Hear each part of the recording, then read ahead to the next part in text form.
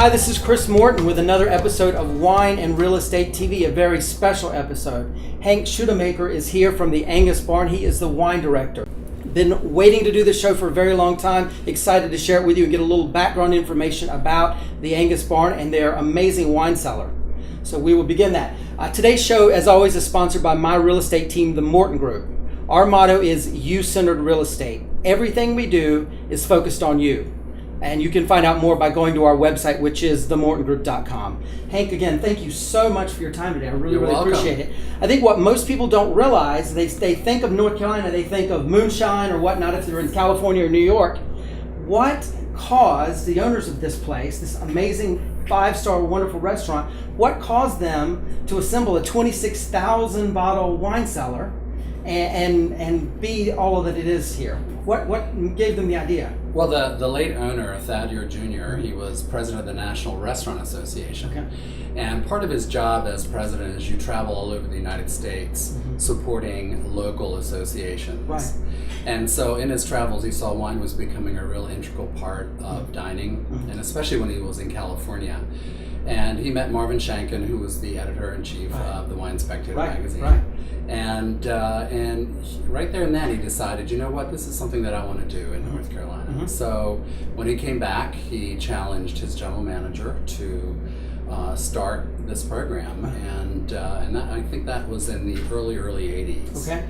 And then finally in 1989 we won the Wine Spectator Grand Award. Which, for those who don't know, Grand Spectator, the Grand Award from Wine Spectator is the pinnacle of awards you can win. This year in 2015, only 81 restaurants on the planet were so fortunate to be selected on that list, Angus Barn being the only one in North Carolina. So it is a humongous honor. And to win that many years in a row is beyond amazing. Thank you. How long did it take to assemble 26,000 bottles in this cellar? Well, 26,000 is the actual number of bottles that we have. It's actually 1,700 selections of wine. That should be enough for every palate, though. Yeah. So it took, of course, originally took years to do it. There were a lot less selections, but as the years go on, it becomes a little bit harder. Right. As other restaurants are winning, and you want to keep this a very prestigious award, so you sort of change some things that you do. Constantly upping your game, I guess. Absolutely. And when you're excellent, it's hard to be super duper excellent, I would imagine. Well, with the world of wine, it's very exciting. There's a lot of things going on all over the world. Right. And you really need to keep up with what's happening out there, and we try to reflect that on our wine list. Right. I know you have an amazingly diverse list, as you would imagine, having that many bottles in the cellar. How do you source your wine? Is it distributors coming in and sampling, or are you got folks going out into the world and finding some unique things? Well, mostly we go through distributors. There's over 40 in the state. Right. But I have, in my travels, if I found a wine that was not available in the U.S., I've asked importers to bring them in for us. Awesome. So there's been a variety of different ways that we've done it, but basically distributors. We're very fortunate. We're able to get a lot of things in this state. Right. Wonderful. Well, I would love to jump in. It looks like we have some wine to try, and these are typical things that you guys, is this by the glass typically, or by the bottle things that you've got for us here? Some of these are by the glass, some of them are by the bottle, but basically what I thought would be fun is just to let you try some of the wines and see how well they go with food. Fantastic. Absolutely. And so we don't have a long time, so we're just going to do it fairly quickly. That sounds like a great idea. Okay. Fire away. Absolutely. All right. Well, the first one I have for you actually is a Riesling. Okay. It's the Rijksgraaf van Kesselstadt, and it's Peaceport or Goldtropfen. So Rijksgraaf van Kesselstadt's the producer, comes from the town of Peaceport, and the name of the vineyard is Goldtropfen. So it's a cabinet style, which is a lighter style, less fruit forward. Right. But basically very clean, very fresh, highly acidic. Fantastic. I love Rieslings. I do too, especially European Rieslings, I think, are the better way to go. Well, it's also, Riesling is a wine that's very diverse. It goes with a wide range of foods. So let's try it. And I think what's important is to sort of try the wine first. Sure. And once you try the wine, that's when you want to sort of try it with the food. Right. Which is real important. So you want to swirl your glass and some beautiful aromatics. Like apricot. Yeah, lovely apricots and apples, pears, honeysuckle. So with the smell, you would think this would be a very sweet wine. It is not at all. It's not. Very, very good. Wow. It does have a touch of residual sugar. Yes. But the acidity, you can just feel your mouth watering, Absolutely. especially in through here. Absolutely. And Absolutely. acid, when it comes to wine and food matching, acid is very important. Right. It helps release flavors. It cuts through fats. Mm-hmm. The sugars, if you have a very spicy dish like a sushi dish or Right. something, it helps calm down the spiciness. I agree. And that's generally what I would drink with sushi is A Riesling. Is a Riesling. Very good. Yeah, great. So what food would you recommend with this? Well, normally Thank you, ma'am. there's a wide range that you can do, but Okay. one of our classic pairings here is a shrimp cocktail. Okay. So basically, shrimp in itself, just like lobster and some other crustaceans, is a sweet meat. So Right. it's naturally sweet. This Right. wine has a touch of residual sugar. So you have sugar and sugar combination. Go together. The cocktail sauce is very spicy. Mm-hmm. So it has a lot of horseradish. Mm-hmm. And so the sugar sort of calms down Interesting. the heat Interesting. of the cocktail sauce. I would have never thought the two, but I'm excited Yeah. to give it a try. And then with the acid, of course, is lovely with the shrimp itself. Right. Right. So you already took your sip. Yeah. Yeah. So now you want to go ahead and grab a shrimp, I will dig in. take a little bite, and dip it in the sauce there. A little bite. Isn't that nice? Amazingly nice. Wow. So shrimp's a protein, and it sort of helps tame the wine down a little Right. bit, and makes it a lot smoother, and it becomes more of a marriage of wine and food. Right. And for me, years ago, that's where the light went on in my head, is when I had, great wine with great food. I Right. finally got it. Right. That's how I learned. I would have never Yeah. thought of this, and thank you for. I always say if you learn one new thing a day, you've had a good day, and I've officially had a great day. Awesome. I've learned something. Awesome, fantastic. Well, let's put our glasses here. Yeah. All right, so the next wine I'm going to pour for you is from across the river, Okay. from Germany. Mhm. So it's from Alsace. Very good. And the wine is called the First. And the grape variety is called Gewürztraminer, which Yes. means spicy wine. And so Very it's sort of nice. related to the Riesling. And the cool things, let me just say this about Germanic wines, is historically those areas are very cold. Mhm. And so they needed thin-skinned, earlier ripening grapes. Mhm. But a lot of these varieties go very well with hearty dishes like lamb and big stews and vegetables and hearty foods that you would find in that part of the world. And so although they might taste light and clean and crisp and sweet, with food they rapidly change. Interesting. So as I mentioned before, Gewürztraminer means spicy wine. And so Interesting. let's have a little sniff. And I'm typically, when I have a Gewürztraminer, it's by itself, so I'm very interested to see what this does pairing wise. You can definitely tell that's European from that Alsace area. Wow. You really get a wonderful sort of honeysuckled note, Right. which is pretty indicative to it. And you pick up the spice sort of on the finish Right. of the wine. And there's a little Delicious. lychee nut Exactly. quality, and it seems a little more viscous than the Riesling. Right. Still high acid, but just a little thicker. Definitely got some Yeah. good alcohol. We have our lovely assistant here Very who's good. bringing us Thank you, some Katrina. food. Ribs. Yes.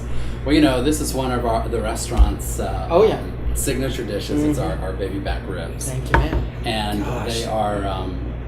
they are cooked all day in sort of a water bath, and then we marinate them in our barbecue sauce, which we make here, which is a high acid sort of tomato based sauce. So it'll go well with this with Yes. this high acidity. And then we once it's marinated, we put them on the grill. We brush more barbecue sauce, and then we brush honey on top of them. And so we have honeysuckle and then actual honey, and then they're grilled, and people love them. They fall Right. off the bone. And I've had these in the bar before, up in the You have? lounge, so yeah, these are great. okay, now the only way you can eat that, Yeah, honestly, yeah. is with your fingers. I know. I'm gonna grab the one with the Yeah. big bone here. Let's see. Oh gosh. Well, that I would have never thought. Wow.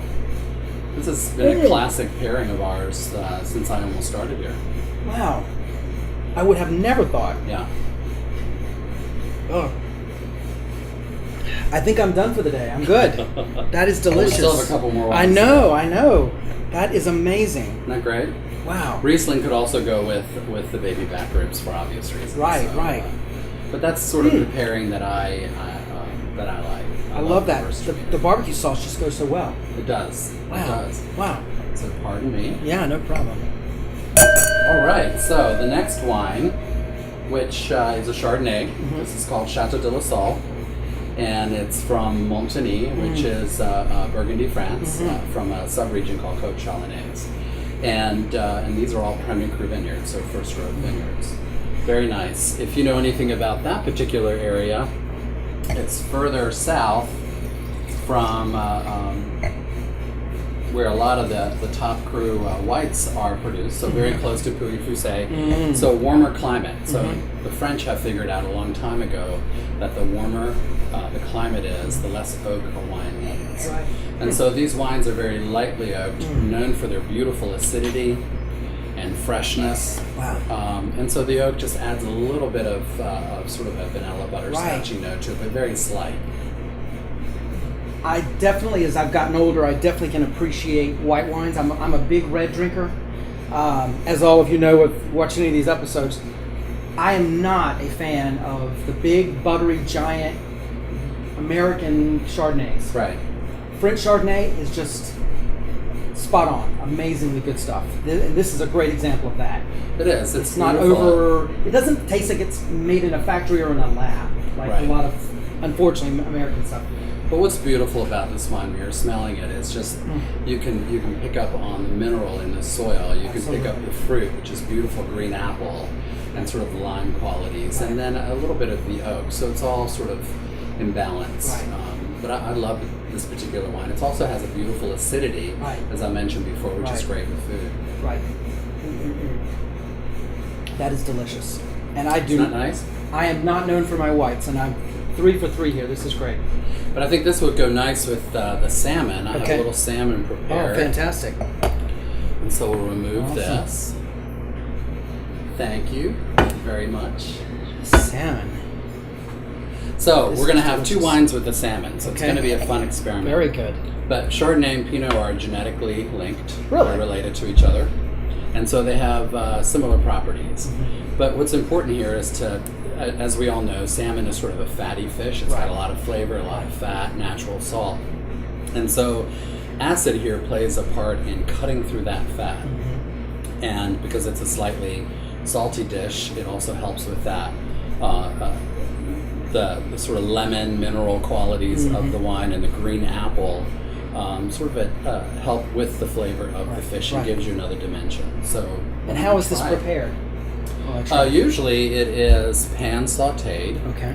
and then right before it's finished, we sort of finish in the oven very quickly. There's several ways, of course, as you know, to prepare salmon, but I love our salmon. I think it's delicious. I will confess, I do not like salmon. Okay. I would eat this. I absolutely love this. This is fun. They've paid me nothing to say this. Although I will say, I have never had a bad meal at the Angus Barn. Thank you. I've never had a bad meal, and I would never order this until tonight or today. I will now start ordering this salmon. That's great to hear. Yeah, that's amazing. You have a great chef. Makes you want to have another bite. doesn't It makes me want to definitely have another bite. Do you think it goes well with the wine? I think spectacularly well. Okay. You're right. The fattiness. Oh my word. I sound like a cheerleader. I apologize, but I have to be honest. Well, see, that's what you want. You want excitement in wine and food matching. And the funny It part should be an about it exciting is thing. exactly. The funny part about it is I'm eating this. I can taste Pinot Noir, so I can imagine what that's going to be like. So that's great. Very Terrific. good. Wow.